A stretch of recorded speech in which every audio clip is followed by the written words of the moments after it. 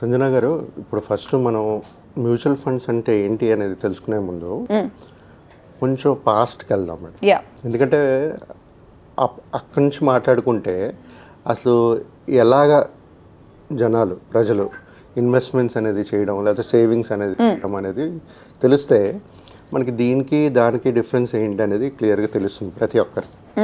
So first మనం మాట్లాడుకునేది ఏంటంటే మేడం, ఒక 10-20 ఇయర్స్ బ్యాక్ తీసుకోండి, లేకపోతే మన ఫాదర్ జనరేషన్స్ తీసుకోండి.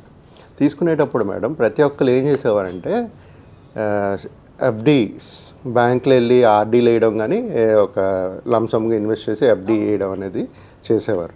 సో అప్పుడు థాట్ ఏంటంటే ఏదో ఒక సేవింగ్స్ చేస్తే సరిపోతుంది, బాగుంటుందని అనుకునేవారు. సో అప్పుడు ఇంత నాలెడ్జ్ లేదు, ఇన్ఫ్లేషన్ అవన్నీ మనం కన్సిడర్ చేసేవాళ్ళం కాదు.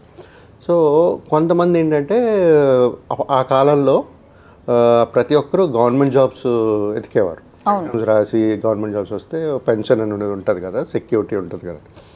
సో ప్రతి ఒక్కరు గవర్నమెంట్ జాబ్ తెచ్చుకోరు కాబట్టి ఇన్వెస్ట్మెంట్స్ అనేది లేకపోతే సేవింగ్స్ అనేది చేయాలి. సో వీళ్ళంతా ఏం చేసేవారంటే బ్యాంక్కి వెళ్ళి ఎఫ్డీలు ఆర్డీలు లేకపోతే పోస్ట్ ఆఫీస్లో వేసుకునేవారు.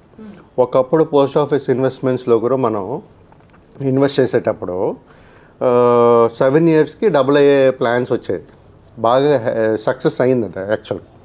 సో దాని తర్వాత క్రమబద్ధంగా ఈ ట్రేడింగ్, డీమ్యాట్ అకౌంట్ ఓపెన్ చేసి ట్రేడింగ్ అనేది, తర్వాత మ్యూచువల్ ఫండ్స్ అనేది వచ్చాయి మార్కెట్లో. సో ఎప్పుడు ఇదే ఉంటుందా అనేది మనకే తెలియదు, బట్ చేంజెస్ ఉంటాయి.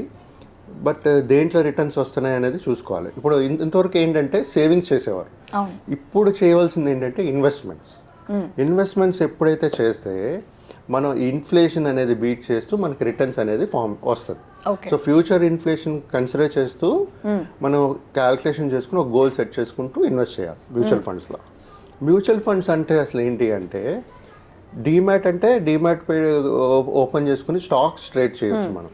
అలాగే మ్యూచువల్ ఫండ్స్లో డీమ్యాట్ అవసరం లేదు, డీమ్యాట్ అకౌంట్ అవసరం లేదు. కాకపోతే ప్రతి ఒక్క ఇన్వెస్టర్ మనం కేవైసీ అనేది చేయాలి. కేవైసీ చేయడానికి ఒక పాన్ ఉండాలి, ఆధార్ ఉండాలి, ఒక బ్యాంక్ అకౌంట్ ఉండాలి. ఇవి ఉంటే కేవైసీ అనేది చేసి మ్యూచువల్ ఫండ్స్లో రిజిస్టర్ చేసుకుని ఏదైనా ప్లాట్ఫామ్లో రిజిస్టర్ చేసుకుని ఇన్వెస్ట్మెంట్స్ అనేది చేయొచ్చు. మ్యూచువల్ ఫండ్స్లో ఎప్పుడైతే ఇన్వెస్ట్ చేయడం అనేది మేడం, దీంట్లో ఏంటంటే సూపర్ ఫ్లెక్సిబిలిటీ ఏంటంటే మ్యూచువల్ ఫండ్స్లో చిన్న అమౌంట్ నుంచి కూడా ఇన్వెస్ట్మెంట్స్ అనేది చేయొచ్చు. సో ప్రతి ఒక్కరికి అందుబాటులో ఉంటుంది, మధ్యతరగతి నుంచి సామాన్యుల వరకు ఎవరైనా కూడా ఇన్వెస్ట్ చేసుకోవచ్చు. అవును మేడం. ఒకప్పుడు ఏంటంటే ఒక 1000 రూపాయల నుంచి ఉండేది, ఇప్పుడు అంటే రూరల్ ఏరియాలో ఎవరైతే తక్కువ సంపాదిస్తున్నారో వాళ్ళు కూడా ఇన్వెస్ట్ చేయాలి, ఒక వెల్త్ క్రియేట్ చేయాలి, వాళ్ళకి అవేర్నెస్ నాలెడ్జ్ ఇవ్వాలని చెప్పి గవర్నమెంట్ ఏఎంసీస్ చిన్న ఎస్ఐపిస్ కూడా స్టార్ట్ చేస్తుంది.